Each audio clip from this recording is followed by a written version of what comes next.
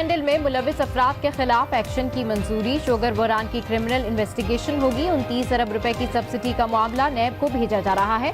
मुआवने खुसूसी शहजाद अकबर की media briefing. बताया subsidy देने और लेने वाले दोनों के खिलाफ कार्रवाई होगी, चाहे कोई वजीर हो या सेक्रेटरी, सबके खिलाफ एक्शन होगा। साबका सब्सिडीज की इंक्वायरी के लिए भी नैब को रेफरेंस भेजा जाएगा। शहजाद अकबर ने अपोजिशन की ऑल पार्टीज कॉन्फ्रेंस को ऑल शुगर डैडीज कॉन्फ्रेंस करार दे दिया।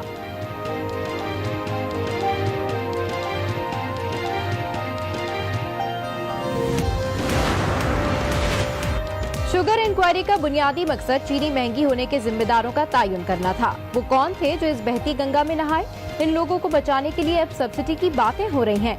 लीगी रहनुमा एहसन इकबाल की आज न्यूज से गुफ्तगू। कहा, इमरान खान की हुकूमत ने चीनी एक्सपोर्ट्स की इजाजत दी। गरीब की जेब पर 300 अरब का डाका डाला गया। नैब आजाद होता तो दवाइयों के स्कैंडल पर कार्रवाई क्यों नहीं की? मुशर्रफ भी इस तरह का एहतसाब करते रहे हैं।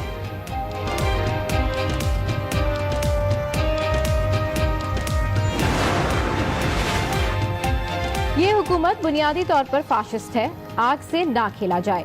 रहनुमा पीपल्स पार्टी कमर जमान कायरा की प्रेस कॉन्फ्रेंस। बोले, इस वक्त कौमी हम आहंगी की जरूरत है। अपोजिशन को हम आहंगी पर बात करने पर बुरा भला भूला जा रहा है। ये भी कहा, एनएफसी का मसला वसाइल की तकसीम नहीं, कमी है। अपोजिशन जमातों की एपीसी एनएफसी के नोटिफिकेशन को मुस्तरद करती है।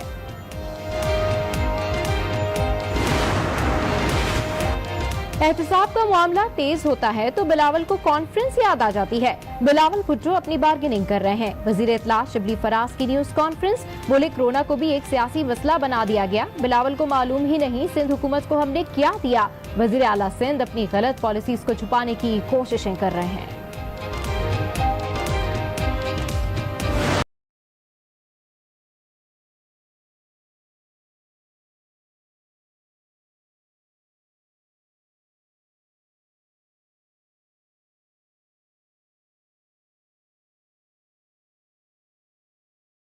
पाकिस्तान में कोरोना केसेस में रिकॉर्ड इजाफा। एक दिन में मजीद 67 अफराद चल बसे। बात 2002 हो गई।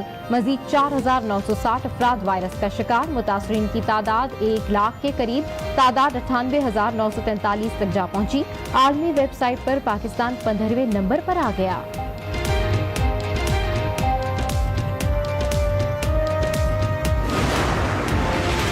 मुआवने खुसूसी सेहत की अवाम को मास्क लाजमी इस्तेमाल करने की हिदायत। मास्क ना पहनने वालों के खिलाफ कार्रवाई का भी ऐलान। मास्क की हिदायत का निफाज सूबों की जिम्मेदारी होगा।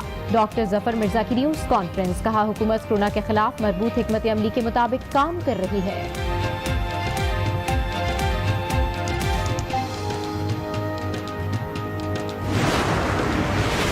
कोरोना की खतरनाक सूरत हाल, मगर अवाम की गैर संजीदगी बरकरार। हुकूमती अहकामात मानने को तैयार नहीं। दुकानों पर रश, एसओपीज का किसी को ख्याल नहीं। बदीन में मुसाफिर गाड़ियों में भी एसओपीज नजरअंदाज। अवाम का गाड़ियों की छत पर भी सफर। मवेशी मंडी में समाजी फासले का उसूल पामाल। लॉकडाउन के बावजूद कंदकोट और फैसलाबाद में तमाम बाजार खुले हुए हैं। जेहलुम में एसओपी, डबल सवारी और स्मार्ट लॉकडाउन की खिलाफ वर्जी पर police in action.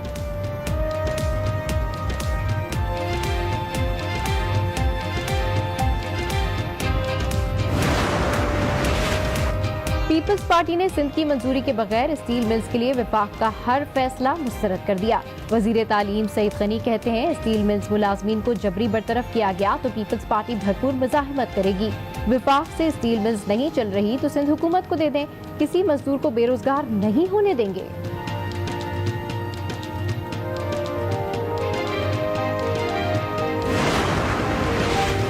Sindh assembly में कायदे हिज़्ब इख्तिलाफ। फिरदौस शमीम नकवी का सिंध हुकूमत पर करप्शन का इल्जाम। कहा, वज़ीर आज़म नोटिस लें, पीपल्स पार्टी के जुल्म सितम से निजात दिलाएं।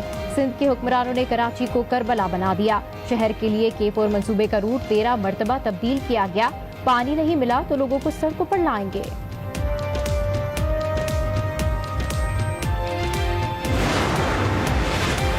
वज़ीर आला पंजाब का बजट में सेहत और समाजी सेक्टर पर तवज्जो देने का हुक्म। आला सतह के इजलास में उस्मान बुज़दार ने कहा, आम आदमी की फलाह पर फोकस किया जाए।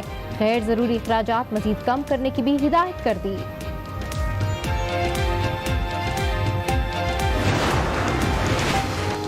लीगी रहनुमा राना सनाउल्लाह का हुकूमत पर मईशत को तबाह करने का इल्जाम। ये भी कहा शेख रशीद झूठी खबरें उड़ाते फिर रहे हैं। हुकूमत की तवज्जो सिर्फ अपोजिशन को तनकीद का निशाना बनाने पर मरकूज है।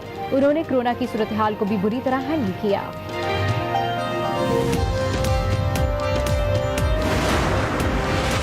सांगगढ़ पर टिड्डी दल के हमले जारी। शहदादपुर समेत दीगर इलाकों में फसलों को शदीद नुकसान। किसान रिवायती तरीकों से टिड्डियां भगाने में मसरूफ। जिले इंतजामिया का दूर दूर तक कुछ पता नहीं।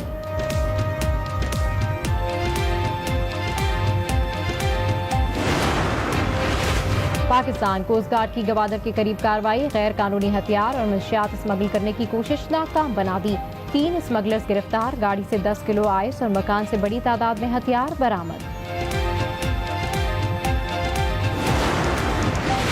अमेरिका में सियाफाम जॉर्ज फ्लोइड की हलाकत पर एहतजाज जारी। ब्रुकलिन में दर्जनों मुजाहिरीन गिरफ्तार। वाशिंगटन समेत मुख्तलिफ रियासतों में नस्ल परस्ती के खिलाफ मुजाहिरे।